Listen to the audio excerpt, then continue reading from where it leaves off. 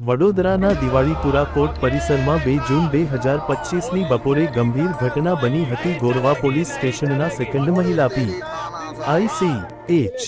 આસોદરા એક કેસના આરોપી સાથે કોર્ટમાં હાજર થયા હતા, જ્યાં અમદાવાદના વકીલ શેખ મહમદ આદિલ સાથે ઉગ્ર બોલાચાલી થઈ હતી અને વકીલે આક્ષેપ કર્યો કે પી.આઈએ તેમને 2 થપ્પડ મારી અને કોન્સ્ટેબલ દ્વારા ગેરવર્તણૂક કરવામાં આવી હતી.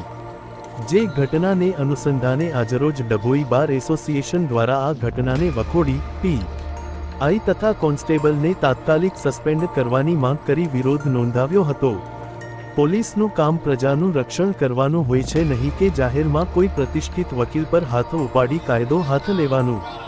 વડોદરાની ઘટનાના પડઘા સમગ્ર ગુજરાતમાં પડ્યા છે અને વડોદરાના મહિલા પી.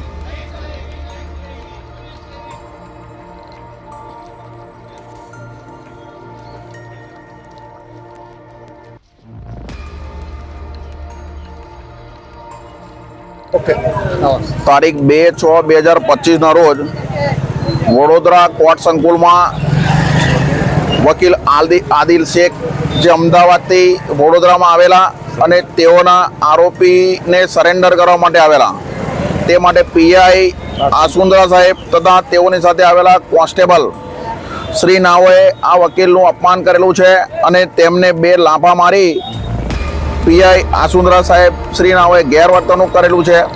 તે માટે અપમાનજનક આ વર્તનથી ડભોઈ બાર એસોસિએશન તરફથી ઠરાવ કરવામાં આવેલો છે અને આવું અપમાનજનક વર્તનને ક્યાંય પણ સાખી નહીં લેવાય અને પોલીસ સ્ટાફ પીઆઈ આસુંદરા સાહેબ સામે પણ કાયદેસરની કાર્યવાહી કરવી જોઈએ અને તાત્કાલિક ધોરણે તેઓની સામે કાયદેસરની કાર્યવાહી કરવામાં આવે તેવી અમારી માંગણી છે. પોલીસે પણ કાયદામાં રહેવું જોઈએ. કાયદો દરેકની માટે સમાન છે.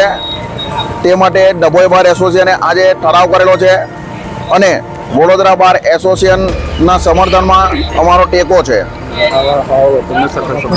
આવા વર્તનને સખત શબ્દોમાં અમે વખોડી કાઢીએ છીએ.